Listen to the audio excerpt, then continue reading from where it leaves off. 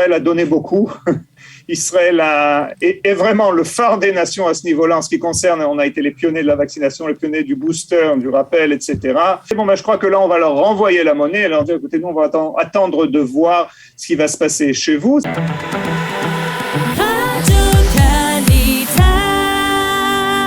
Nous avons le plaisir de retrouver le professeur Cyril Cohen, directeur du département d'immunothérapie à l'université de Bar-Ilan. Merci Boker Tov, Cyril, merci d'être avec nous. Bonjour, Boker Tov, Daniel. Alors, droit au but, question. Êtes-vous pour ou contre la vaccination des enfants de 5 à 11 ans après la validation de la FDA? J'aime beaucoup ce type de question. Écoutez, en fait, je crois que la chose à réaliser aujourd'hui, et c'est la question que la FDA s'est posée et a donné une réponse, c'est une question qui est très simple. Y a-t-il plus de risques à utiliser le vaccin pour une population de 5 à 11 ans ou y a-t-il plus de risques à les laisser attraper la COVID-19 une fois de plus de manière générale?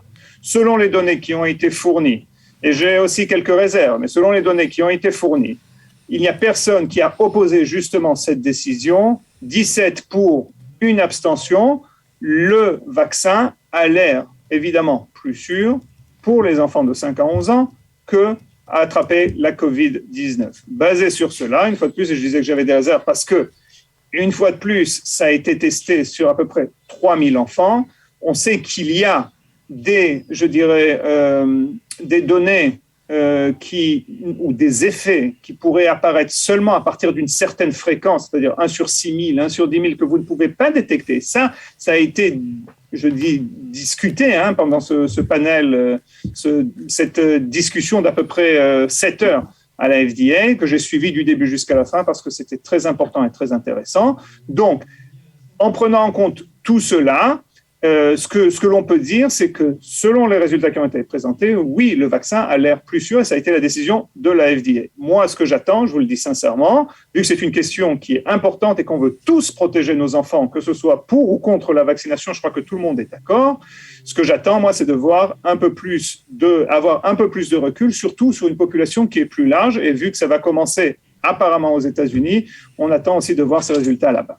Est-ce que l'on peut, à votre avis, profiter du fait que l'on est dans la courbe descendante très nettement de la quatrième vague pour peut-être patienter et voir un peu comment le vaccin réagit auprès des enfants américains, on va dire, qui seraient peut-être dans le cas précis les cobayes, parce que peut-être qu'Israël en a assez d'être le cobaye du monde entier. Je suis entièrement d'accord avec vous, Daniel. Je crois qu'Israël a donné beaucoup. Israël est vraiment le phare des nations à ce niveau-là en ce qui concerne, on a été les pionniers de la vaccination, les pionniers du booster, du rappel, etc.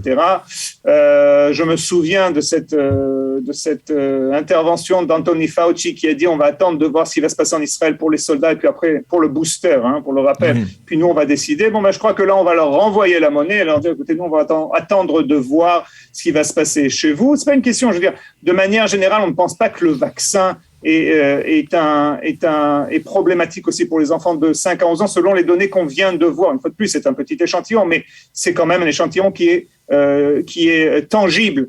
Mais la question que vous avez posée, je suis entièrement d'accord, temporiser, c'est-à-dire, vu qu'aujourd'hui, on a beaucoup moins d'infections, il faut rappeler aussi qu'un tiers des infections en Israël, même si elles sont en général asymptomatiques ou sans effet problématique, sont des enfants de 0 à 9 ans. On ne peut pas non plus oublier les Covid longs, que ce soit 2%, 5%, que ce soit aussi les PIMS, on a eu des enfants hospitalisés, on a eu des enfants aussi sous ECMO, donc tout ça, on ne peut pas l'oublier, mais je suis heureux de voir que la courbe descend en Israël, ce qui nous donne un peu plus de temps pour nous préparer et avoir encore plus de données de vie réelle.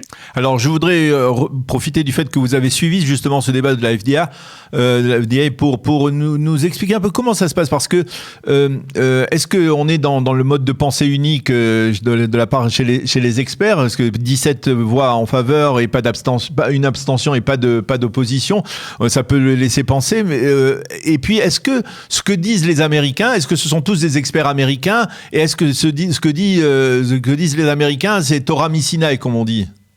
Oui. Alors, il y a plusieurs choses à prendre en compte. Je suis entièrement d'accord avec vous. Petit 1, comment ce débat se passe? Je tiens à vous le dire, une fois de plus, ça fait plus d'une dizaine d'années que je fais partie de comités comme ceux-ci en Israël. Il y a justement quelquefois des discussions. Le public n'est pas au courant parce que, une fois de plus, on ne parle pas de tel ou tel médicament, je veux dire seulement les malades qui sont concernés, mais je peux vous dire qu'il y a des nuits où je ne dors pas parce que je ne sais pas comment je vais voter ou ce que je vais décider.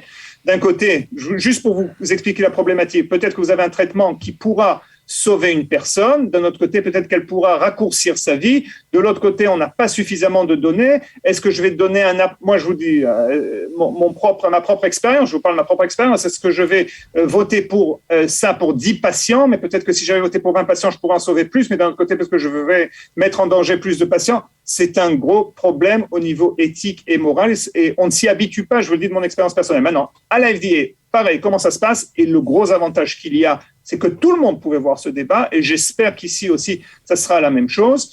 En fait, vous avez une présentation, tout d'abord, de la maladie et des complications, c'est-à-dire de quelle maladie on parle, surtout pour la population, de quelle population, les 5 à 11 ans. Les chiffres étaient impressionnants. 1/3 des enfants qui ont été hospitalisés, même s'il n'y a pas énormément d'hospitalisations comparées aux gens âgés, n'ont aucune comorbidité. Ça, il faut le dire. On a vu aussi les données des PIMS. C'est vraiment une chose qui nous interpelle.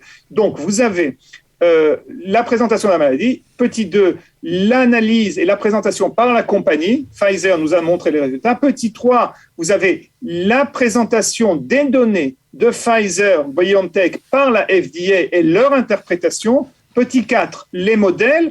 Et en dernier, plus ou moins, les modèles, je veux dire, qu'est-ce qui va arriver si on fait la vaccination, si on ne fait pas la vaccination, où prend-on plus de risques? Et après, vous avez aussi le public qui vient et qui dit, alors là, il y a toutes sortes, il y a aussi bien des spécialistes, les professionnels, représentants de l'association des pédiatres, et de l'autre côté, vous avez aussi des gens qui inventent des types d'associations pour sauver le monde et qui disent toutes sortes, excusez-moi, de choses qui ne sont pas fondées. Mais ce sont tous des... donne la parole. On donne la parole. Mais ce sont tous des Américains, on est d'accord, Cyril? Ce sont tous des Américains. Je vous le dis entre nous, on a le docteur Ofer Levy, qui est américain, mais qui est aussi israélien, qui parle hébreu, qui faisait partie de ce panel d'experts. Non, parce que je pose la question peut-être justement à cette occasion, est-ce qu'il ne serait peut-être pas temps de créer une sorte de FDA international, c'est-à-dire que qui laisse parler aussi des savants, parce que c'est pas parce que je suis particulièrement chauvin, mais j'aurais bien aimé vous voir, vous par exemple, dans ce genre de forum, pour peut-être que chacun avance un argument qui n'est peut-être pas avancé. Est-ce que ça vous est arrivé, vous, de suivre un débat et de dire mais pourquoi il ne parle pas de ça et pourquoi il ne cite pas ça et pourquoi il ne mentionne pas ça? Bien sûr, non, ça peut arriver, mais d'un autre côté, ce n'est pas que ça. Le niveau était très, très professionnel, et votre humble serviteur, je ne pense pas, aurait pu rajouter beaucoup, parce que les gens, je les connais, certains, je les connais, ce sont des experts mondiaux. Maintenant, la deuxième chose, la FDA, il faut le rappeler, la FDA, c'est pour les États-Unis. Une fois de plus, on suit la FDA parce qu'en général, le niveau, je dirais, de discussion est assez haut, on prend les meilleurs experts, etc. C'est vrai qu'on a d'excellents experts en Israël, ça, on n'a aucun problème. Et la FDA a suivi Israël, il faut le dire. Sharon Elroy-Price, héroïquement, a représenté Israël avec l'histoire du rappel, etc. La FDA l'a dit, nous avons basé notre décision, plus ou moins, ou du moins des officiels, les personnels officiels ont dit qu'ils ont basé leur décision sur les résultats d'Israël. Donc ça, je crois qu'on n'a rien à envier à autre chose. Et chaque pays est indépendant à ce niveau-là. Vous savez, il y a des choses que la FDA autorise et que nous, on n'autorise pas, et le contraire aussi. Il y a l'agence européenne aussi qui a un très bon niveau et d'autres agences internationales. Au-dessus de tout ça, vous avez évidemment la WHO, l'OMS, excusez-moi, l'Organisation mondiale de la santé, mais là, il y a d'autres paramètres comme politique. Je comprendrais totalement si l'OMS dit on ne va pas accorder, comme ils l'ont fait récemment, là où autoriser la vaccination des 5-11 ans, alors qu'on a des millions et des millions de personnes qui ont plus de 60 ans dans le monde qui n'ont pas encore reçu de vaccin. Donc, une fois de plus, là aussi, il y a un côté politique. Alors, une dernière question. On a appris ce matin que le Premier ministre avait décidé de rouvrir, on va dire, totalement, on va dire, les grands événements en plein air.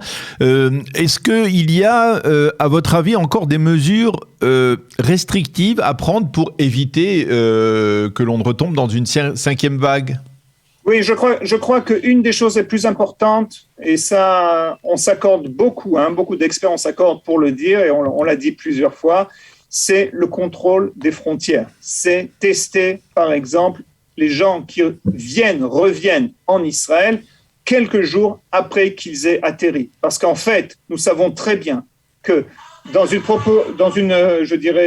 proportion assez haute, le prochain variant, qu'on appelle aujourd'hui le variant Oméga, qui n'existe pas, je ne veux pas faire peur à qui que ce soit, mais celui qui nous fait peur, qui sera peut-être plus problématique, comme on a eu le Delta et l'Alpha, arrivera dans 99,9999% de chances par l'aéroport. Donc, c'est notre talon d'Achille, c'est là où il faut contrôler, demander des PCR 4-5 jours après que les gens soient rentrés en Israël, tracer, essayer de voir, d'isoler le mieux possible. Et une fois de plus, l'autre chose, c'est évidemment penser à des mises à jour des vaccins, évidemment la conduite du public, la confiance du public, etc. Je crois qu'aujourd'hui, c'est un peu un tout. On apprend à vivre avec la COVID-19. Évidemment, les masques, pour l'instant, surtout avec l'hiver qui approche, c'est une bonne chose pour l'instant de les laisser. Merci beaucoup, professeur Cyril Cohen, d'avoir répondu à nos questions ce matin. On vous souhaite une bonne journée. À bientôt. Pareillement. Au revoir. Merci. Au revoir.